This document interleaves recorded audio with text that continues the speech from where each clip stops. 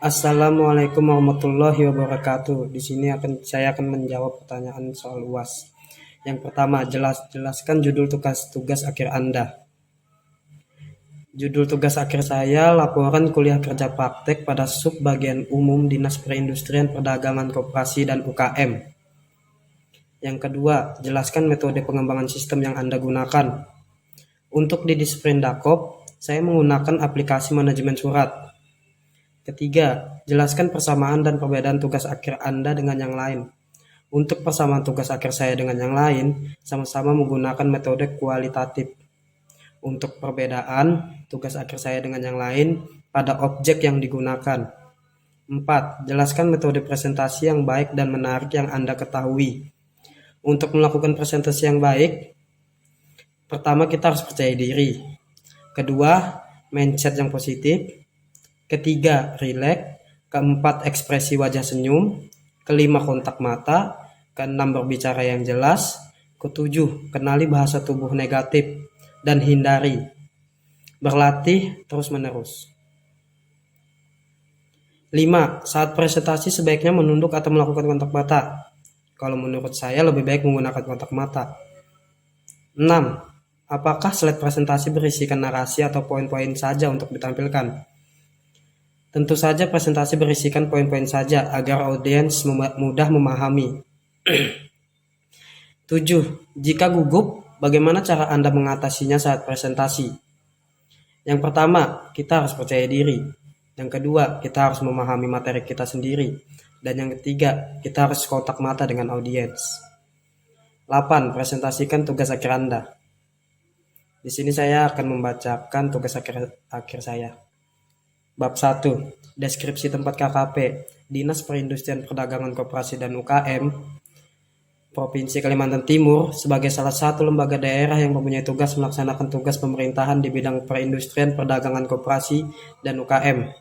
Dinas Perindustrian Perdagangan Koperasi dan UKM sebagai salah satu entitas pembangunan yang berusaha mewujudkan sektor industri berbasis sumber daya lokal yang berdaya saing global yang didukung oleh perdagangan yang efisien serta koperasi dan UKM yang mandiri.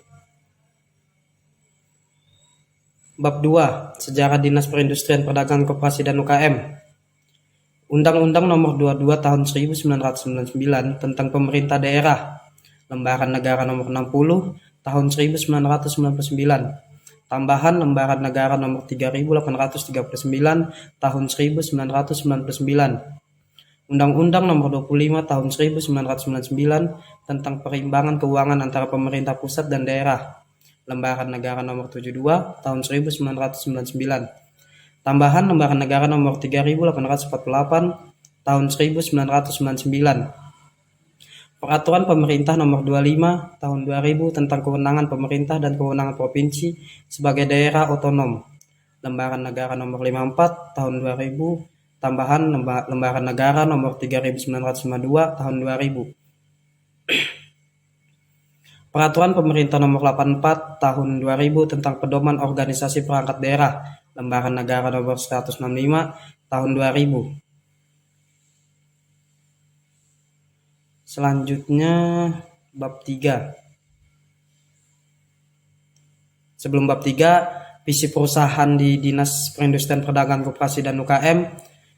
Visinya yaitu berani untuk ultim berdaulat.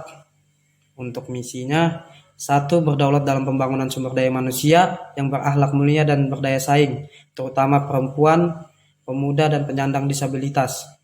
Kedua, berdaulat dalam pemberdayaan ekonomi wilayah dan ekonomi kerakyatan yang berkeadilan. Ketiga, berdaulat dalam memenuhi kebutuhan infrastruktur kewilayahan. Keempat, berdaulat dalam pengelolaan sumber daya alam yang berkelanjutan.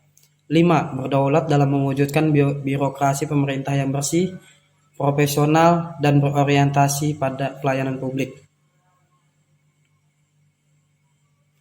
Bab 3. Rincian tugas selama KKP. Selama melaksanakan kegiatan kuliah kerja praktek yang dimulai dari tanggal 1 September sampai dengan 1 Oktober, dimulai dari pukul 8 sampai dengan pukul 16.00.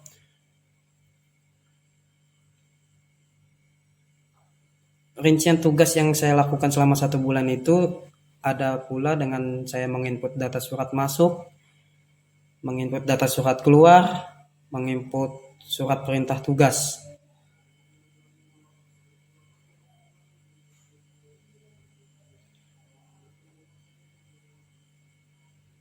Untuk bab 4, kesimpulan selama saya KKP, setelah melaksanakan ini sangat banyak pengalaman dan ilmu pengetahuan yang kami dapatkan.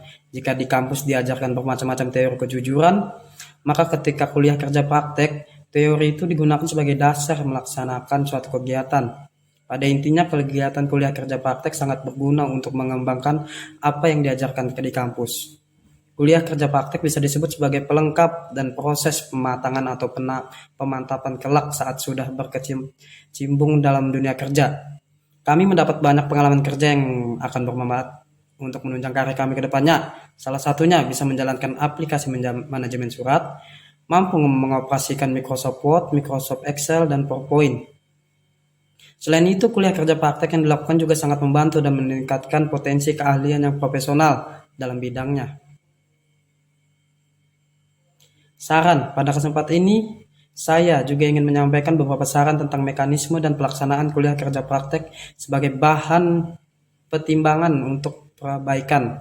Maka saran-saran yang dapat dijadikan acuan sebagai bahan koreksi antara lain, perlu adanya mesin sidik jari, fingerprint, agar karyawan datang lebih tepat waktu. 2. Perlu adanya pegawai yang menguasai teknologi informasi yang bisa mengembangkan sistem lebih canggih lagi sehingga pekerja dapat dikerjakan dengan mudah dan cepat. Sekian dari saya. Mohon maaf jika ada salah kata. Wassalamualaikum warahmatullahi wabarakatuh.